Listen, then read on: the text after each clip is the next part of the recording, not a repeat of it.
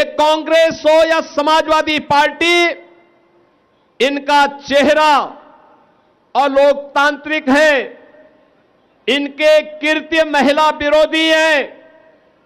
इनके सामने प्रधानमंत्री मोदी जी ने जो विकल्प दिया था अपनी महिला विरोधी छवि को समाप्त करने के लिए, उसका इन्होंने नाजायज दुरुपयोग करने का प्रयास किया है। और आज इसीलिए देश भर में आधी आबादी कांग्रेस और उनके सहयोगी दलों के महिला विरोधी आचरण के खिलाफ सड़कों पर आंदोलन कर रहा है।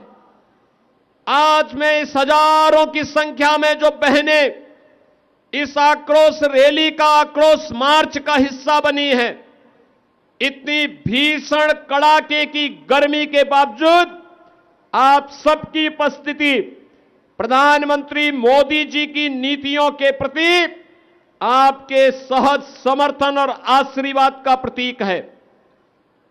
बहनें, आप जानती हैं कि पिछले 11-12 वर्ष में प्रधानमंत्री मोदी जी के नेतृत्व में देश के अंदर जो परिवर्तन देखने को मिला है, उसमें उन्होंने सदैव इस बारे में कहा है कि देश के अंदर केवल 4 जातियां हैं।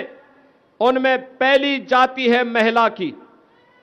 दूसरी जाति है गरीब की, तीसरी जाति है युवा की और चौथी जाति है किसान की।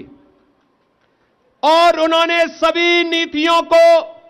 इन्हीं 4 के इर्द गिर्द केंद्रित करते हुए देश को आज आर्थिक उन्नति के एक नए सोपान तक पहुंचाने में सफलता प्राप्त की है। देश के अंदर इंफ्रास्ट्रक्चर के इस नए युग का कार्य हो, नए भारत के अनुरूप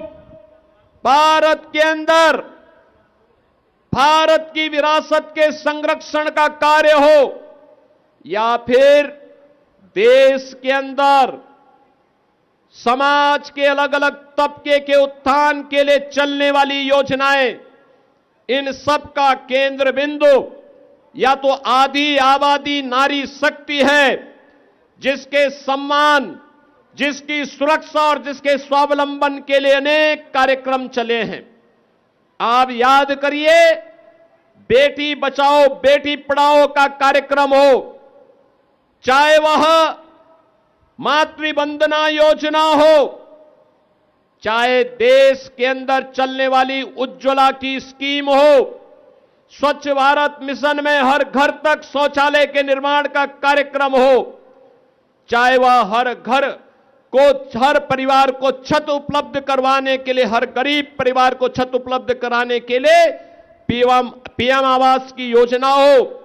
चाहे ग्रामीण अभिलेख के रूप में घरौनी वितरण का कार्यक्रम हो, चाहे वह पीएम स्वनिधि में ड्रोन प्रदेश के अंदर स्ट्रीट वेंडर के स्वावलंबन का कार्यक्रम हो,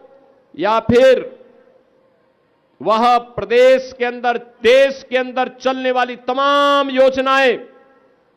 जो किसी परिवार को केंद्रित करते हुए उनके स्वावलंबन का आधार बन रही है, ये सभी योजनाएं प्रधानमंत्री मोदी जी ने आधी आबादी को, गरीब को, नौजवान को और अन्नदाता किसानों को केंद्र में रख करके बनाई है।